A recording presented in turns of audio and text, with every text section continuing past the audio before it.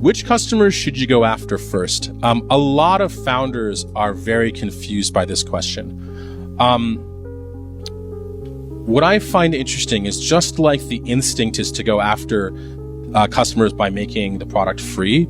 For some reason, I find a lot of people think that their instinct should be to go after the hardest customers first. Almost as if it's like a proof. Like if I can get this impossible person to use something, then like it'll be easier. I know that I've made something good. I like to start from a different point. It's an MVP. You know you've made something bad. Like that's the definition of MP. It's bad. So then the real question is like, how do you find people who are willing to use a bad product? Right? They have to be the most desperate. The most desperate.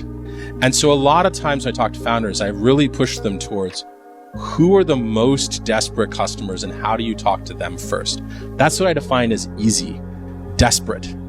If you're having like if you're trying to sell a simple piece of software to someone, $1,000 a month, and you're engaged in a 6-month conversation with a company, that's not a desperate company. Move on. In fact, when you're doing enterprise sales early as a startup, like you're looking for even more desperate customers just because literally it takes so long to sell them. So if you don't feel like you're dealing with desperate people, if you feel like you are trying to get impressive customers who aren't desperate, you're probably doing it wrong. Literally the number one thing I often tell founders is just like, whose business is going to go out of business without using you? Which people out there are not going to be able to get to work or to watch their kids? Like, how do you find the people who are just literally are screaming for something like this?